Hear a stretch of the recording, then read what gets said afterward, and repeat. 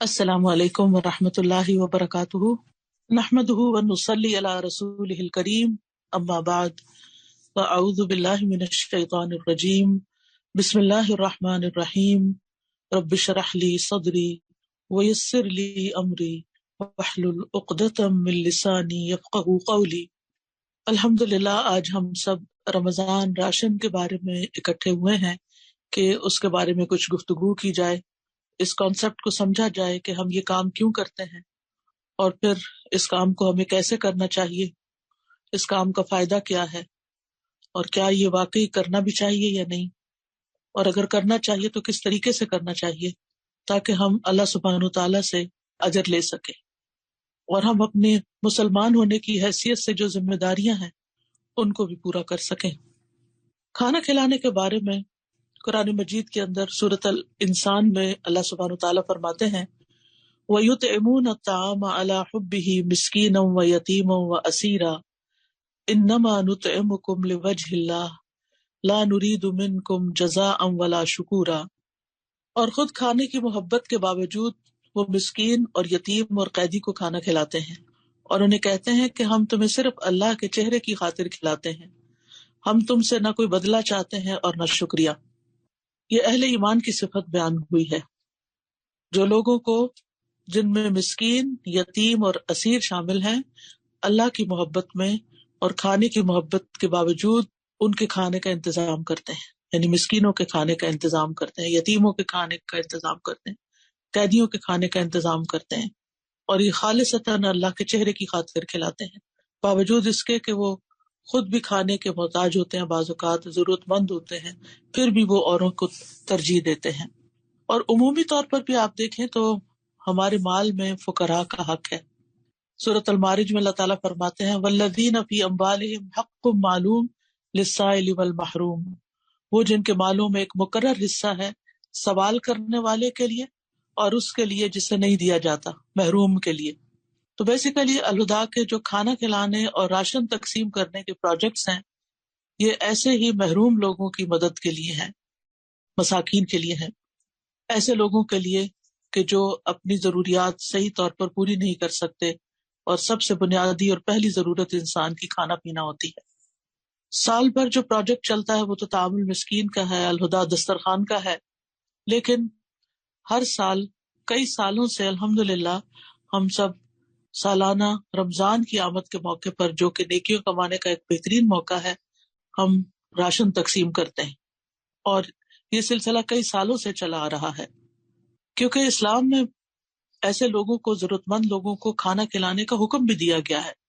نبی صلی اللہ علیہ وسلم نے فرمایا بھوکے کو کھانا کھلاؤ، بیمار کی تیمارداری کرو اور قیدی کو رہائی دلاؤ۔ اور دوسرے کو کھانا کھلانا ایک کٹھن کام بھی ہے، جیسے کہ قرآن مجید میں آتا ہے فَلَقْتَحَمَ الْعَقَبَةَ وَمَا أَدْرَاكَ مَا الْعَقَبَةُ فَكُّ رَقَبَةٍ أَوْ إِطْعَامٌ فِي يَوْمٍ ذِي مَسْغَبَةٍ يَتِيمًا ذَا مَقْرَبَةٍ أَوْ مِسْكِينًا ذَا مَتْرَبَةٍ۔ پھر وہ مشکل گھاٹی میں نہ گھسا۔ یہ مشکل گھاٹی کیا ہے، اور تجھے کس چیز نے معلوم کروایا کہ وہ مشکل گھاٹی کیا ہے؟ وہ گردن چھڑانا، یعنی یہ مشکل کاموں میں سے ہے، یا کسی بھوک والے دن میں کھانا کھلانا ہے، یا کسی قرابت والے یتیم کو یا مٹی میں ملے ہوئے مسکین کو۔ یعنی جب ضرورت زیادہ ہو تو اس موقع پر، خاص طور پر جب انسان خود بھی محتاج ہو، تو دوسروں کی بھوک کا خیال کرتے ہوئے انہیں کھانا کھلانا۔ کھانا کھلانا انبیاء کی صفت بھی ہے۔ آپ جانتے ہیں کہ ابراہیم علیہ السلام کے پاس جب فرشتے آئے تو انہوں نے ان کو معزز مہمان سمجھا، انہوں نے آ کے سلام کیا، اور سلام کرتے ہی، سلام کا جواب دیتے ہی فراغ الی اہلہ فجاء بعجل سمین، چپکے سے وہ اپنے گھر والوں کی طرف گئے اور بھنا ہوا موٹا تازہ بچڑا لے آئے، یعنی مہمانوں کی مہمان نوازی کے لیے۔ نبی صلی اللہ علیہ وسلم نے عورتوں کو بھی تلقین کی ہے کہ وہ بھی اپنے ہمسایوں کو اپنے کھانے میں شریک کرتی رہیں۔ آپ فرمایا کرتے تھے اے مسلمان عورتوں، تم میں کوئی اپنی ہمسائی کے گھر بکری کا ایک کھر بھیجنے کو بھی حقیر نہ سمجھے، یعنی جو بھی میسر ہو، تھوڑا ہو یا زیادہ، دوسروں کو اس میں شریک کیا جائے، اور نہ صرف یہ کہ خود کھلایا جائے بلکہ دوسروں کو بھی ابھارا جائے۔ سورۃ الحاقہ میں آتا ہے کہ وہ لوگ جو جہنم میں جائیں گے ان میں سے ایک تو ان کی صفت ہوگی کہ انہ کان لا یؤمن باللہ العظیم، بلا شبہ وہ بہت عظمت والے اللہ پر ایمان نہیں رکھتا تھا، ولا یحض علی طعام المسکین، اور نہ مسکین کو کھانا کھلانے کی ترغیب دیتا تھا. یعنی جہنم میں جانے کے لیے تو اتنا ہی کافی تھا کہ وہ ایمان نہیں رکھتا، لیکن خاص طور پر ایک اور جرم کی طرف اشارہ کیا گیا، اور وہ کیا ہے کہ وہ دوسروں کو مسکینوں کا خیال رکھنے کے لیے نہیں کہتا تھا. اس سے کیا پتہ چلتا ہے کہ ہمیں نہ صرف یہ کہ خود کھلانا ہے، خود اپنے مال میں سے دینا ہے، بلکہ اوروں کو بھی ترغیب دلانی ہے. یہ بھی ہماری ذمہ داریوں میں سے ہے. اور سورۃ الماؤن میں فرمایا ارأیت الذی یکذب بالدین فذلک الذی یدعو الیتیم ولا یحض علی طعام المسکین. کیا تم نے اس شخص کو دیکھا جو جزا کو جھٹلاتا ہے، یعنی آخرت کو، قیامت کے دن کو، جو بدلہ ملے گا یوم الدین کو؟ یہی تو ہے جو یتیم کو دھکے دیتا ہے اور مسکین کو کھانا کھلانے کی ترغیب نہیں دیتا. یعنی مسکین کے کھانے کی ترغیب دینا، دوسروں کو اس نیک کام میں شریک کرنا، یہ ہماری ذمہ داری بنتی ہے. ابو درداء رضی اللہ عنہ اپنی بیوی کو مساکین کی وجہ سے زیادہ شوربہ بنانے کی ترغیب دیتے تھے. وہ کہتے تھے کہ ہم نے ایمان لانے کے ساتھ آدھی زنجیر اتار پھینکی ہے، یعنی جہنم کی زنجیر آدھی اتار پھینکی ہے، کیا ہم باقی کی آدھی بھی نہ اتار پھینکیں؟ اور یہ بات انہوں نے اسی آیت سے اخذ کی کہ ایمان کے ساتھ وہ آدھی زنجیر اتار دی. اور دوسری یہ ہے کہ یتیم اور مسکین کا خیال رکھنا اور ان کو کھانا کھلانا. تو یہ ہمارے روزمرہ کے جو ہم نیک کام کرتے ہیں، نماز، قرآن کی تلاوت، تعلیم، درس و تدریس، اور اس کے علاوہ باقی کام، ان میں یہ کام جو ہے کھانا کھلانے والا، اس کو بھی ہم اپنی لسٹ میں شامل کر لیں. اگر ممکن ہو تو روزمرہ کے کاموں میں کچھ نہ کچھ شامل کر لیں. ورنہ الحمدللہ اللہ نے یہ پلیٹ فارم اسی لیے مہیا کیا ہے کہ اگر ہمارے اپنے پاس وقت نہیں ہے، موقع نہیں ہے، ہمیں طریقہ نہیں آتا، ہم سب تک نہیں پہنچ سکتے، تو پھر ہم سب اپنے پیسے ایک جگہ جمع کریں اور وہاں سے راشن خریدا جائے، وہاں سے طعام مسکین کی پلاننگ کی جائے اور ضرورت مندوں تک پہنچا جائے. تو اس میں بہت سے لوگوں کے لیے سہولت ہو جاتی ہے، خاص طور پر وہ لوگ جو ملک سے باہر رہتے ہیں اور وہ اپنے ارد گرد کوئی ایسے مساکین نہیں پاتے، تو وہ مالی طور پر مدد کر کے اس کام میں شریک ہو سکتے ہیں. اور پھر یہ ہے کہ اس کام کے لیے خصوصاً یعنی سال بھر بھی راشن کی ڈسٹریبیوشن کسی نہ کسی شکل میں ہوتی رہتی ہے، پکا ہوا کھانا کھلانے کے علاوہ، لیکن خصوصاً رمضان میں کیوں کھانا کھلانے کا بندوبست کیا جائے؟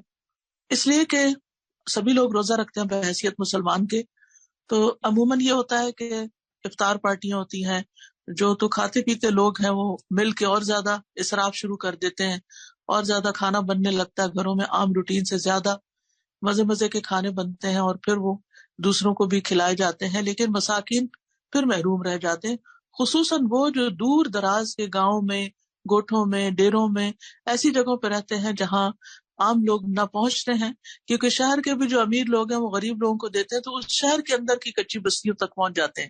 لیکن شہر سے باہر دور دراز کے علاقے، تو الہدا کا مقصد کیا ہے کہ ہم ایسی جگہوں پر پہنچیں جہاں عام لوگ نہیں پہنچتے، اور ایسے ضرورت مندوں کو پہچانے کہ جو سفید پوش ہوتے ہیں اور ان کو عام لوگ نہیں پہچانتے، لیکن ان کے قریبی ساتھی اور قریب میں رہنے والے لوگ ان کی ضرورت کو سمجھتے ہیں. تو بطور خاص رمضان میں جب وہ روزے سے ہیں اور ان کا بھی دل چاہتا ہے کہ کوئی ایسی چیز کھائیں کہ جس سے وہ اگلے روزے کے لیے طاقت پائیں، تو ان کے لیے انتظام کرنا بھی ضروری ہے. رسول اللہ صلی اللہ علیہ وسلم نے فرمایا جس نے روزے دار کا روزہ افطار کرایا اسے ان روزے داروں کے برابر ثواب ملے گا، لیکن ان کے ثواب میں کچھ کمی نہیں ہوگی. تو یہ افطار بھی ہے اور سحور کے لیے بھی، یعنی جب ہم رمضان راشن دے دیتے ہیں تو اس میں صرف افطاری کا سامان نہیں ہوتا، وہ سحری میں بھی استعمال ہوتا ہے. رسول اللہ صلی اللہ علیہ وسلم جو تھے وہ دوسروں کو سحری میں شریک کرتے تھے. ارباز بن ساریہ کہتے ہیں کہ رسول اللہ صلی اللہ علیہ وسلم نے مجھے رمضان میں سحری کے لیے بلایا اور فرمایا آؤ مبارک کھانا کھا لو. تو آپ کا یہ جو رمضان راشن دینا ہے یہ ایک طرح سے ایک بابرکت کام بھی ہے. بہت سے سلف صالحین جب روزہ رکھتے تھے تو اپنی افطاری کے کھانے میں دوسروں کو ساتھ کھلانے کو ترجیح دیتے تھے. ان میں سے خصوصاً حضرت عبداللہ بن عمر، داؤد تائی، مالک بن دینار اور احمد بن حنبل کا ذکر ملتا ہے. ابن عمر یتیموں اور مساکین کے ساتھ روزہ افطار کرتے تھے. اگر ابن عمر کو یہ علم ہو جاتا کہ ان کے گھر والوں نے ان کو مساکین اور یتیموں سے دور ہٹا دیا ہے تو اس رات وہ افطاری نہ کھاتے، یعنی روزہ تو کھول لیتے لیکن وہ پھر کھانا نہیں کھاتے تھے، یعنی اتنا زیادہ وہ احساس کرتے تھے. اور گھر والوں کے ساتھ یہ معاملہ اس لیے تاکہ اس چیز کو وہ بھی اہمیت دیں. اور پھر یہ ہے کہ اکیلے افطار کی بجائے لوگوں کے ساتھ مل کر افطار کرنا جو ہے وہ زیادہ افضل ہوتا ہے. ابو سوار ادبی کہتے ہیں کہ بنو عدی کے کچھ لوگ مسجد میں نماز پڑھتے تھے، ان میں سے کسی ایک نے کبھی اکیلے اس طرح افطاری نہیں کی کہ وہ کھانے پر اکیلے ہوں. اگر ان کو کوئی کھانے والا ساتھ مل جاتا تو وہ کھا لیتے، ورنہ وہ اپنا کھانا مسجد کی طرف لے جاتے تو وہ لوگوں کے ساتھ کھاتے اور لوگ ان کے ساتھ کھاتے. اس لیے آپ دیکھیں کہ یہاں ویسٹ میں مساجد کے اندر افطاری کا انتظام ہوتا ہے. لوگ اپنے پیسے اکٹھے کر لیتے ہیں، یا پھر ایک دن ایک شخص پورے مہینے کے لیے لوگ اپنا اپنا دن لکھوا دیتے ہیں اور اس دن کی افطاری کے پیسے وہ جمع کراتے ہیں. لوگ اپنے اپنے کاموں سے، جاب سے واپس آتے ہیں اور مساجد کے اندر افطار بھی ہوتی ہے، کوئی لیکچر بھی ہو جاتا ہے، اور اس کے ساتھ یہ کہ پھر نماز بھی ہو جاتی ہے. چونکہ کھانا کھایا ہوتا ہے تو پھر بعد میں کچھ وقفے کے بعد تراویح شروع ہو جاتی ہے تو تراویح بھی پڑھ لیتے ہیں. تو اس طرح خواتین کو بھی تراویح پڑھنے کا موقع مل جاتا ہے، مرد حضرات کو بھی، اور بچے بھی مساجد کو دیکھ لیتے ہیں. یعنی اس میں کئی ایک خیر کے کام شامل ہو جاتے ہیں. پھر اسی طرح کچھ سلف صالحین تو ایسے تھے جو خود روزہ رکھتے اور بیٹھ کر دوسرے غریب و مسکینوں کی خدمت کرتے اور ان کو کھانا کھلاتے، ان کو راحت پہنچاتے. ان میں خصوصاً حضرت حسن بصری اور عبداللہ بن مبارک ہیں. اور ویسے بھی دیکھیں تو کھانے کھلانے کا اجر ہے کسی بھی شکل میں، چاہے کھجور ہو، فروٹ ہو، دودھ ہو، چاول روٹی ہو، یا آٹا راشن ہو، کوئی بھی چیز ہو، یعنی جو کھانے کی چیز ہے. ابن عمر کہتے ہیں کہ ایک آدمی نبی صلی اللہ علیہ وسلم کے پاس آیا اور کہا، اے اللہ کے رسول، کون سے لوگ اللہ کو زیادہ محبوب ہیں اور کون سے اعمال اللہ کو زیادہ پسند ہیں؟ تو رسول اللہ صلی اللہ علیہ وسلم نے فرمایا، وہ لوگ اللہ تعالیٰ کو زیادہ محبوب ہیں جو دوسروں کے لیے سب سے زیادہ فائدہ مند ہو. اب اس موقع پر ہمیں یہ سوچنا ہے کہ ہم کس طرح دوسرے لوگوں کے لیے زیادہ سے زیادہ فائدے کے بن سکتے ہیں. اور اللہ عز و جل کے نزدیک سب سے پسندیدہ اعمال یہ ہیں: کسی مسلمان کو خوش کرنا، یا اس سے کسی تکلیف کو دور کرنا، یا اس کا قرضہ ادا کر دینا، یا اس سے بھوک کو دور کرنا. اور پھر یہ ہے کہ انسان خود بھی کھاتا ہے تو وہ بھی صدقہ شمار ہوتا ہے، بچوں کو کھلاتا ہے وہ بھی، بیوی کو کھلاتا ہے. نبی صلی اللہ علیہ وسلم نے فرمایا، تمہارا اپنے آپ کو کھلانا تمہارے لیے صدقہ ہے، تمہارا اپنے بیٹے کو کھلانا تمہارے لیے صدقہ ہے، تمہارا اپنی بیوی کو کھلانا تمہارے لیے صدقہ ہے، تمہارا اپنے خادم کو کھلانا تمہارے لیے صدقہ ہے. یہ وہ صدقہ نہیں جو مساکین کے لیے ہوتا ہے، اس سے مراد یہ ہے کہ یہ بھی ایک نیکی کا کام ہے. اور پانی کا ایک گھونٹ پلانا بھی صدقہ ہے. اور معمولی چیز بھی، جیسے ایک حدیث میں آتا ہے نا کہ آپ صلی اللہ علیہ وسلم نے فرمایا کہ اپنے اور آگ کے درمیان میں آڑ بناؤ، خواہ کھجور کے ایک ٹکڑے سے ہی کیوں نہیں، یعنی اس کو ہی صدقہ کر کے. اور پھر خاص طور پر جہاں بیوہ خواتین ہوں، یتیم بچے ہوں، مساکین ہوں، ان کے لیے جو دوڑ دھوپ کرتا ہے، ان تک یہ سب کچھ پہنچاتا ہے، چاہے آپ فنڈ ریزنگ کر رہے ہوں، پیسے اکٹھے کر رہے ہوں، پیسے گن رہے ہوں، پیسے ان سے راشن خرید رہے ہوں، اور راشن خریدنے میں جتنا بھی پروسیس ہے وہ سب، پھر اس کے بعد ڈسٹریبیوشن کا جتنا مرحلہ ہے، یعنی ان کے گھروں تک جب تک چیز پہنچ نہیں جاتی تو یہ ساری دوڑ دھوپ ہے. نبی صلی اللہ علیہ وسلم نے فرمایا، بیوہ اور مسکین کے لیے دوڑ دھوپ کرنے والا ایسا ہے جیسے کہ اللہ کے راستے میں جہاد کرنے والا، یا رات کو نماز قائم کرنے والا اور دن میں روزہ رکھنے والا. یعنی اتنا زیادہ اجر ہے ایسے محروم لوگوں کی خدمت کرنے میں. اسی طرح یتیم بچوں کے کھانے پینے کی ذمہ داری لینا، نبی صلی اللہ علیہ وسلم نے فرمایا، جو شخص مسلمان ماں باپ کے کسی یتیم بچے کو اپنے کھانے اور اپنے پینے میں اس وقت تک شامل رکھتا ہے جب تک وہ اس مدد سے مستغنی نہیں ہو جاتا، یعنی خود کمانے لگ جائے، تو اس کے لیے یقینی طور پر جنت واجب ہو جاتی. یعنی جو یتیم کا خیال رکھتا ہے اس کی بات کی جا رہی ہے. اور پھر یہ ہے کہ ہم جو بھی خرچ کرتے ہیں یہ اللہ سبحانہ تعالیٰ کے پاس جا کر بہت، یعنی اجر و ثواب میں بڑھتا چلا جاتا ہے. رسول اللہ صلی اللہ علیہ وسلم نے فرمایا، بے شک اللہ تم میں سے ہر ایک کی کھجور اور لقمے کو اس طرح بڑھاتا ہے جیسے تم میں سے کوئی آدمی اپنے گھوڑے کے بچھیرے کو بڑھاتا ہے، یہاں تک کہ وہ احد پہاڑ کے برابر ہو جاتا ہے. یعنی چاہے کھانے کا ایک لقمہ ہو یا کھجور ہو، وہ ہم اللہ کے راستے میں دے دیتے ہیں تو اللہ کے ہاں احد پہاڑ جتنا وہ، یعنی اجر و ثواب جمع ہو جاتا ہے. اور ویسے بھی قیامت کے دن آپ دیکھیں کہ ہر شخص اپنے صدقے کے سائے میں ہوگا، یہاں تک کہ لوگوں کے درمیان فیصلہ ہو جائے۔ ابو الخیر کے بارے میں آتا ہے کہ کوئی دن ایسا نہیں جانے دیتے تھے جس میں کوئی چیز، خواہ میٹھی روٹی یا پیاز یا اسی طرح کی کوئی نہ کوئی چیز صدقہ نہ کرتے، یعنی کچھ نہ کچھ وہ روزانہ ضرور دیتے تھے۔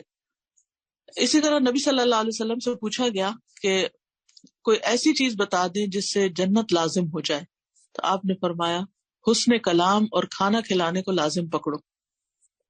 اور اب یہ ہے کہ یہ بات تو اچھی طرح واضح ہو گئی ہے کہ ہمیں یہ کام کرنا ہے اور کیوں کرنا ہے۔ یہ تو کیوں کا جواب ہے کہ اللہ کی رضا کے لیے کرنا ہے، اپنی عاقبت سنوارنے کے لیے کرنا ہے، اور کس کے لیے کرنا ہے وہ بھی ان حدیث سے واضح ہو گیا ہے۔ اب یہ ہے کہ کیسے کرنا ہے۔ ایک تو یہ ہے کہ آپ اپنے انڈیویجول لیول پر، انفرادی طور پر، اپنے گھروں میں، اپنے آس پاس محلے میں، اپنے نیبرز میں، اپنے قریبی کسی بستی میں ضرورت مندوں کو دیکھیں، وہاں پر آپ اس چیز کو پہنچائیں۔ دوسرا یہ ہے کہ وہ لوگ جو آپ کے قریب نہیں ہیں، دور ہیں، وہ آپ تک نہیں پہنچ سکتے، آپ خود ان تک نہیں پہنچ سکتے، تو ان کے لیے بھی راشن کا انتظام کریں۔ اور اسی مقصد کے لیے الہدا کے پلیٹ فارم پر رمضان راشن کا اہتمام کیا جاتا ہے، اور ایسے لوگ جو مستحق ہیں، جس فقراء ہیں، محتاج ہیں، ان تک پھر یہ راشن پہنچایا جاتا ہے۔ اس کے لیے ایک تو یہ ہے کہ آپ کھانے پینے کی چیزیں لا کر اکٹھی کر دیں، اور پھر کوئی ٹیم بیٹھے ان کو سارٹ آؤٹ کرے، اور پھر وہ اٹھائے اور پھر ٹرانسپورٹ کرے اور لے جائے، تو یہ بہت مشکل کام ہے۔ اور دوسرا یہ ہے کہ آپ پیسے جمع کروائیں اور ان پیسوں سے ایک جگہ پر راشن خریدا جائے۔ جب اکٹھا خریدا جاتا ہے تو وہ سستا بھی ہوتا ہے، اور پھر وہاں ایک سسٹمیٹک طریقے سے اس کو پیک کروایا جائے۔ جیسے پچھلے دنوں آپ نے دیکھا ہوگا تصویروں میں جو افغانستان میں سامان بھجوایا گیا ہے، وہ کتنے سسٹمیٹک طریقے سے پیک ہوا اور وہ وہاں تک پہنچایا گیا۔ تو اسی طرح پھر اس کے پیک بنوا کے لوگوں تک پہنچا دیا جائے۔ تو اس کے لیے ضرورت اس بات کی ہے کہ پھر فنڈ ریزنگ کی جائے۔ فنڈ ریزنگ کے لیے ایک تو یہ کہ ہم اپنے ذاتی مال میں سے کچھ دیں، اس میں سے زیادہ سے زیادہ جمع کر لیں، جتنا بھی کوئی دے سکتا ہے۔ ایک بیگ، اگر ایک بھی نہیں تو اپنے مثلاً آپ گھر کے 5 افراد ہیں تو ہر ایک کی طرف سے اگر 1,000 روپیہ جمع ہو تو 5,000 کا ایک بیگ آ جائے گا۔ اگر آپ میں سے ہر ایک اپنے گھر والوں میں سے ہر بندے کی طرف سے ایک بیگ کو اسپانسر کرے تو وہ بھی ہو سکتا ہے، اگر اللہ نے آپ کو اس کی توفیق دی۔ پھر اگر اللہ تعالیٰ نے آپ کو اس سے آگے کی توفیق دی ہے کہ اپنے والدین کی طرف سے جو زندہ ہے یا فوت ہو چکے ہیں ان کی طرف سے صدقہ کریں۔ پھر آپ یہ کہ آپ ایک نیت یہ کر لیں کہ جتنے بھی آپ کی فیملی کے جو عزیز پیارے فوت ہو چکے ہیں ان سب کے ثواب کے لیے ایک بیگ دے دیں۔ تو اس طرح کر کے یعنی کہ اگر ہر فیملی خود بھی اور پھر اپنے رشتہ داروں کو بھی موٹیویٹ کر کے بہت ایک ڈگنیفائڈ وے میں، بہت اچھے طریقے سے، کیونکہ دوسروں کو بھی تلقین کرنا اور ان کو بھی ابھارنا ضروری ہے۔ تو انشاءاللہ جب آپ یہ کام کریں گے تو اللہ سبحانہ وتعالیٰ آپ کو اس کی جزا دے گا۔ جی استاذہ جی، اگر میں نے 50-100 بیگ ایک دکان سے خریدنے ہیں تو اس میں بس دکان سے خریدا، بٹ گیا، ختم۔ الہدا جو مزید جو ایکسپینسز کرتے ہیں، مثال کے طور پر اس پہ جو ہیومن ریسورس لگتا ہے، اس کی ٹرانسپورٹیشن کہاں کہاں تک پہنچا رہے ہوتے ہیں، لیبر، ڈسٹریبیوشن کے لیے ٹیمز جاتی ہیں، ان کو ریسیونگ لینی ہوتی ہے، انڈیویجول ریسیونگ ہر پرسن کی لے کے آتے ہیں، اس کے لیے پیپر، اس کے لیے جو کچھ بھی چیزیں لگتی ہیں، مٹیریل، اور سب سے بڑھ کے ہمارے ٹیکسز۔ پاکستان میں عام دکانوں سے جب ہم خرید رہے ہوتے ہیں، مجھے نہیں پتا کیا ٹیکسز کا، یہاں پہ تو بہت ہی، مجھے نہیں لگتا کہ ٹیکسز دیے جاتے ہوں گے یا کیا ہے طریقہ کار۔ ہم ایز این الہدا آرگنائزیشن ہمیں پورے ٹیکسز دینے ہوتے ہیں، اور جس کی ایک کافی بڑا فرق آ جاتا ہے ایک عام دکان سے خریدنے میں اور ایک اس پروسیس سے خریدنے میں۔ تو یہ چیز اسٹاف کو بھی پتہ ہونی چاہیے کہ بہت سی ایڈیشنل چیز ہوتی ہے آرگنائزیشن لیول پہ کام کرنا اور ایک ذاتی گھریلو لیول کے اوپر کام کرنے میں۔ جی، بات یہ ہے نا کہ لوگوں کو یہ بتانا ضروری ہے۔ آپ محلے کی دکان سے خرید کے محلے کے غریب کو دے دیں، یہ تو سستا پڑے گا، لیکن اگر آپ سندھ کے کسی دور دراز گاؤں میں تقسیم کرنا چاہتے ہیں تو اس کاسٹ میں تو نہیں تقسیم ہوگا جو آپ اپنے محلے کے اندر کر رہے ہیں۔